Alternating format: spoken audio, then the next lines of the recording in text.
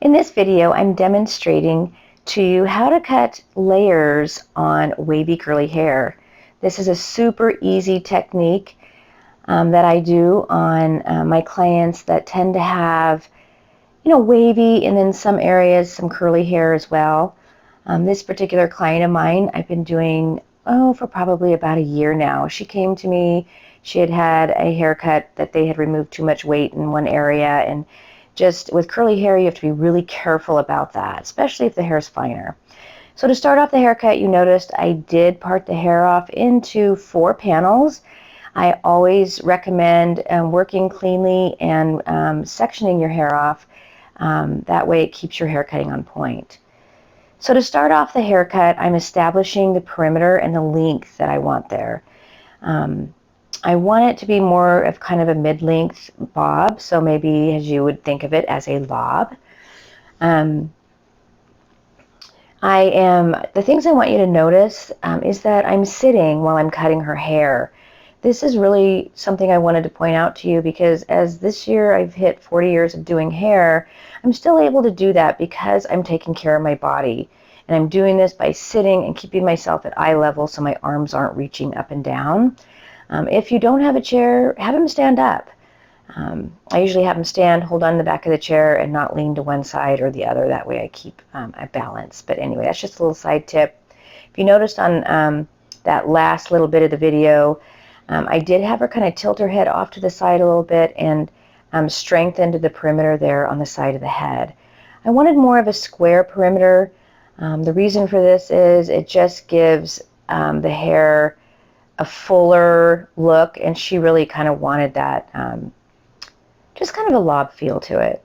Here I'm creating a side, kind of like a, I guess a curtain bang, as you would say. You can see here how I took one side of the bang area and kind of cut it at a half C, half arc, half moon. I did that on both sides of the head, parting it down the center. And then here, just creating a soft face frame. I'm being careful not to take out that nice, strong, square geometric shape that I'm created on the side there. So by doing that, I'm just taking my hands. On this side, you can see it, my fingers. I'm going, holding it with the tip of my fingers and then swinging my hand around. And that ensures that I'm not cutting off that point. And the other thing is, as you notice, I was cutting it straight down from where it lives. I didn't want any layering or tapering there around the face, as your fine-haired clients tend to be like a lot thinner around the face. In this case, the client was as well, so I didn't want any layering. I was trying to create a stronger perimeter for that. Then once I've established the perimeter, then I'm going to go in and create all the layers. If you notice, I'm just working on the top of the head shape here. I don't want layers in the exterior of the head shape. If you want to know what I mean by that, find the parietal ridge by setting your comb on the side of the head and angling it. This is the widest part of the head, and this separates the interior from the exterior. And in this case, I want layers in the interior of the haircut, but I want strength and fullness on the bottom. So if you notice, I'm just combing everything straight up. I'm bringing my elbow up and cutting in a square. This way, all the layers are going to work along the top of the head and in the body of the haircut, but this keeps me, by lifting my elbow up, keeps me from cutting and rounding out the layers in the exterior of the haircut. If you notice, I work on the pivoting sections in the back, then as I work on the sides, a traveling guide vertical sections. You'll see it more on this side. And then as I come around to the frontal bone area where we cut the fringe area, the bang area, then you start pivoting again. This just ensures that you don't cut holes in the nice face frame that you created. And it's just a way to keep yourself on point. As long as you are working with a traveling guide and you're taking sections that you can see your guide, you're not going to get lost. If you notice, I part away all the hair so that all I'm working with is just the section that I'm working on. As I work to the flat side of the head, you can see here, I'm no longer pivoting. I'm taking vertical sections. Notice my body position, my elbow goes up just to keep that elevation so that I don't cut into the perimeter of the hair. Now, as I come around to the frontal bone, you notice I go on a pivoting guide here. I'm taking my section from the point of the top, and then I'm cutting to the length on the perimeter, and that way I'm not cutting anything off. And that's it on the layering. Super duper easy layering technique. I really don't want to do any internal work or support on this client's hair. She's got some nice wave in her hair, and she's not really super thick, so I don't need to. So here I just want to kind of touch on the styling of the hair.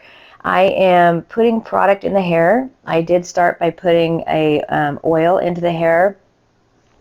I do use 7 products in the salon, 7 hair care, and I'm using their Gazar, their moisturizing oil throughout the hair, and I put it through the hair and then combed it through.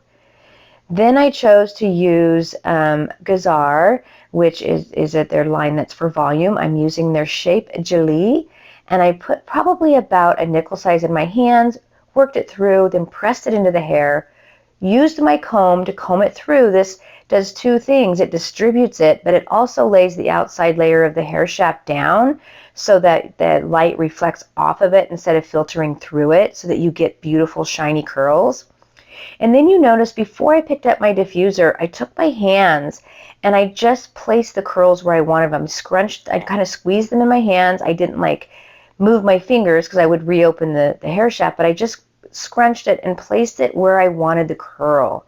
And now I'm just sitting down again, taking care of my body, but I had her lean back a little bit, and I'm using my fingers as a claw to kind of lift the hair up, and I'm setting it into the diffuser. I have my diffuser on a high heat so that it will keep, make the curls curl, but on a very low speed, as I don't want to disturb it.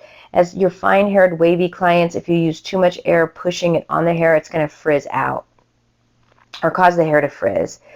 So as you can see here, I'm just kind of picking it up. You can see how it's just really picking up that curl, and it's just more defined. And I just do that all the way throughout the hair until I feel like it's pretty much dry. There again, I'm not working a lot with my fingers. I don't want to disturb that hair shaft that I worked so hard on getting it closed, so that the light will filter off of it. As I work around the face area, sometimes that hair tends to be a little bit finer and weaker, so I want to force it to kind of curl. So I take the ends of the hair and bend them under before I place them into the diffuser, and then kind of move the diffuser up so that the hair kind of entwines itself around the little spikes that you see in the diffuser. You can see here I was helping a curl that was not quite as curly. It was more wavy. I just twisted it around my fingers and then set it in the diffuser.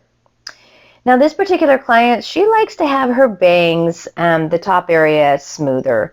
So I just took off my diffuser, put on a nozzle so that I don't disturb the curls, and I've got the air on very low speed but a high heat, and I'm using a Centrix round brush.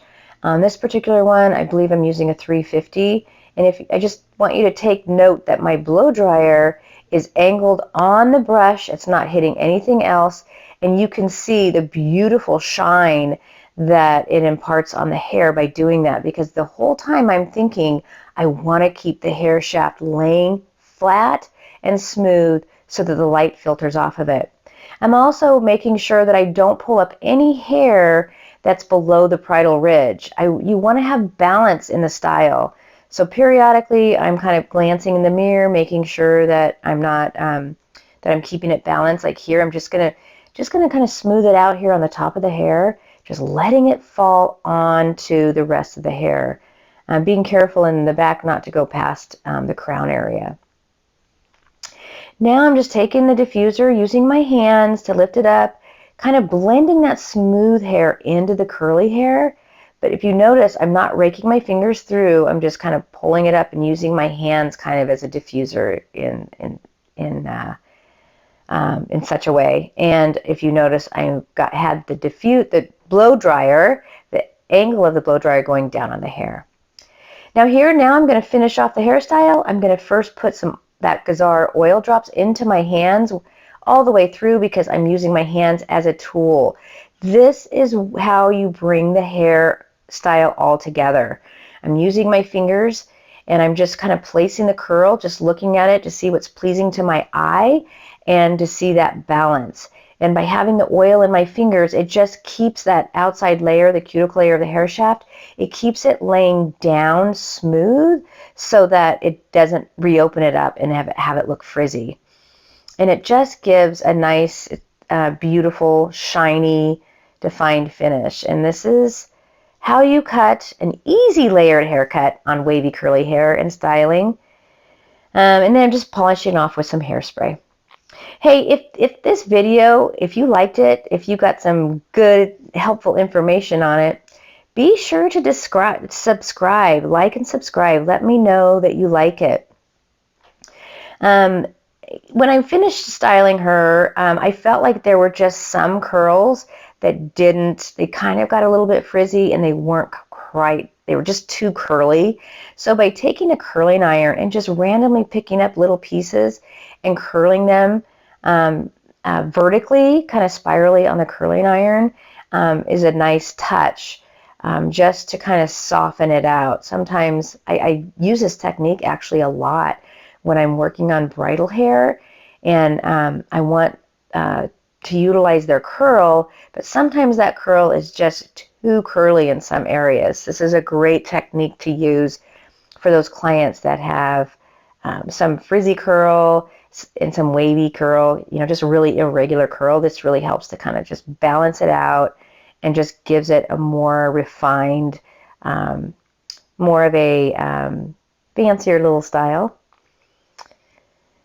So like I said, if you find this helpful, be sure to subscribe. And hey, in the comments below, let me know if there's something you'd like for me to show you. Thanks for watching and happy hair cutting.